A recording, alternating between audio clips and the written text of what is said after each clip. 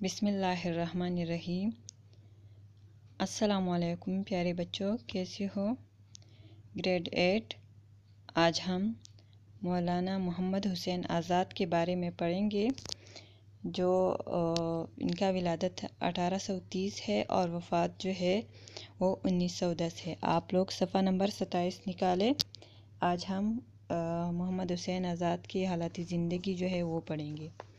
محمد حسین آزاد دہلی میں پیدا ہوئے۔ ان کے والد کا نام مولوی باقر علی تھا، جو اپنے دور کے بہت بڑے عالم تھے اور دہلی سے اردو اخبار نکالتے تھے۔ آزاد نے دہلی کالج میں تعلیم پائی۔ شہری میں شیخ ابراہیم ذوق سے اصلاح لی۔ 1857 کے ہنگامے میں ان کا گھر بار لوٹ گیا۔ ان کے والد کو انگریزوں نے موت کی سزا دی۔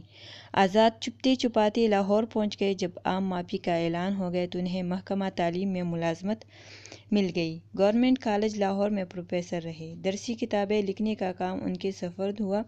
آزاد نے حالی کے ساتھ مل کر جدید مشاعروں کی بنیاد ڈالی، جن میں مصرع طرح کے بجائے عنوان دیا جاتا تھا۔ حکومت نے انہیں شمس العلماء کا خطاب دیا۔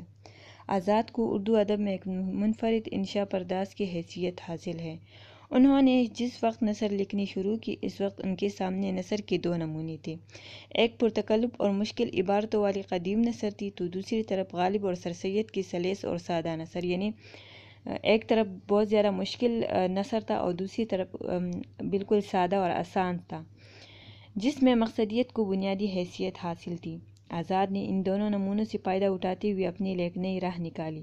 انہوں نے پرانے اور نئے نثر کے اسالیب کو ملا کر ایک نئے انداز کی بنیاد رکھی۔ انہیں اپنے شاعرانہ نثر کی وجہ سے بڑی شہرت ملی۔ آزاد نے تنقید، تاریخ اور خیالی موضوعات پر بھی قلم اٹھایا ہے، مگر ہر جگہ ان کا اسلوب بیان کی رنگینی، الفاظ کی شوکت اور سلاست کا خوبصورت امتزاج ہے۔ آب حیات اور نیرنگ خیال کا اسلوب اتنا دلکش ہے کہ پڑھنے والا انشا پردازی کی لطافتوں میں کھو جاتا ہے، یعنی ان کے مزے میں کھو جاتا ہے۔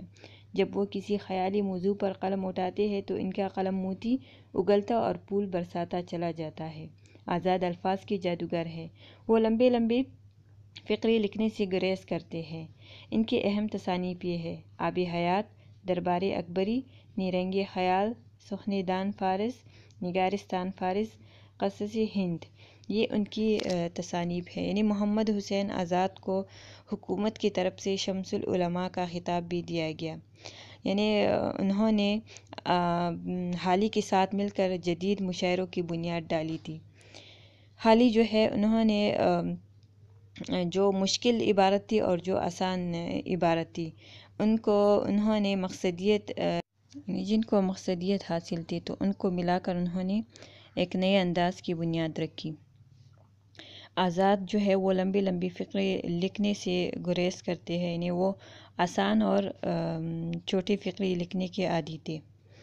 اب ہم محمد حسین آزاد کی تصانیف نیرنگ خیال سے انسان کسی حال میں خوش نہیں رہتا، وہ سبق پڑھیں گے۔ تو آپ لوگ صفحہ نمبر 28 نکالیں۔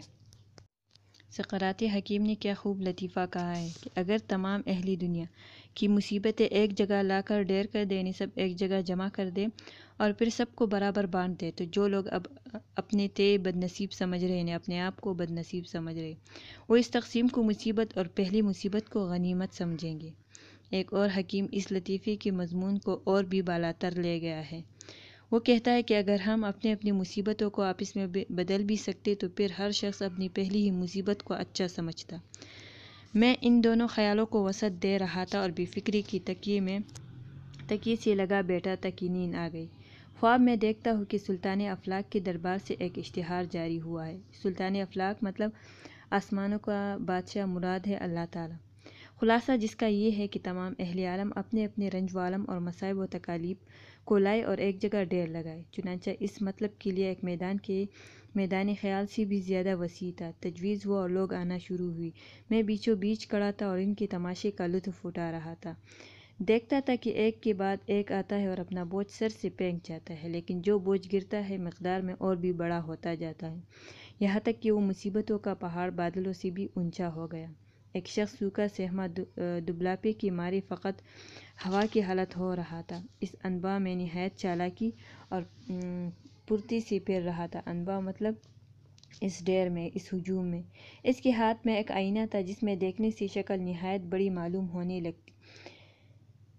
لگتی تھی۔ وہ ایک ڈھیلی ڈھالی پوشاک پہنے تھا، یعنی کھلا کھلا لباس، جس کا دامن قیامت سے بندھا ہوا تھا۔ اس پر دیوزادوں اور دیوزادوں مطلب دیو کی اولاد اور جنات کی تصویریں زردوزی سے کڑی ہوئی تھی۔ زردوزی مطلب سونے کے تاروں سے جو کڑھائی کرتے ہیں، اور جب وہ ہوا سے لہراتی تھی تو ہزاروں عجیب و غریب صورتیں اس پر نظر آتی تھی۔ اس کی آنکھ وحشیانہ تھی مگر نگاہ میں افسردگی تھی، اور نام اس کا وہم تھا۔ ہر شخص اس کا بوجھ بندھواتا اور لدواتا تھا اور مقام مقرر پر لے جاتا تھا۔ میں نے اپنے ہم جنسوں اور ہم صورت بھائیوں کو جب بوجھوں کے نیچے گڑ گڑاتا دیکھا اور ان مصیبتوں کے انبار کو خیال کیا تو بہت گھبرایا، اور دل میں ایسا ترس آیا کہ بیان نہیں ہو سکتا۔ اس عالم میں بھی چند شخصوں کی حالت ایسی نظر آئی کہ اس نے ذرا میرا دل بہلایا۔ صورت بہلاوی کی یہ ہوئی کہ دیکھتا ہوں کہ ایک شخص پرانے سے چکن کی چوغے میں ایک باری سی گٹلی لے آتا ہے۔ جب وہ گٹلی انبار میں پھینکی تو معلوم ہوا کہ افلاس کا عذاب تھا۔ اس کے پیچھے ایک اور شخص دوڑا آتا تھا، بدن سے پسینہ بہتا تھا اور مارے بوجھ کے ہامتا جاتا تھا۔ اس نے بھی وہ بوجھ پھینکا اور معلوم ہوا کہ اس کی جرح بہت بری تھی۔ اس نے وہ بلا سر سے پھینکی۔ مصنف نے سقراط حکیم کے حوالے سے ایک بڑی پرلطف بات بتائی کہ اس دنیا میں بسنے والا ہر شخص خود کو مصیبت کا مارا ہوا خیال کرتا ہے، اور کوئی شخص بھی خوش نظر نہیں آتا۔ چنانچہ اگر سب لوگوں کو کہا جائے کہ وہ اپنی اپنی مصیبتیں لا کر ایک جگہ ڈھیر کر دے اور سب کو وہ مصیبتیں برابر برابر تقسیم کر دے، تو جو لوگ اپنے آپ کو بدقسمت سمجھ رہے ہیں وہ اس تقسیم کو مصیبت اور پہلی مصیبت کو غنیمت خیال کریں گے۔ مطلب اس کا یہ ہے کہ انسان کسی بھی حال میں خوش نہیں رہتا۔ اس سبق کا مطلب یہی ہے۔ تو بچوں، آج کے لیے اتنا کافی ہے۔ محمد حسین آزاد کا جو سبق ہے ان کا خلاصہ آپ لوگ، یعنی ان کی جو حالات زندگی ہے وہ مختصراً اپنے نوٹ بک میں لکھ کے اور یہ سبق جو ہے یہ آپ لوگ دہرائے۔ اپنا بہت زیادہ خیال رکھیے۔ اللہ حافظ۔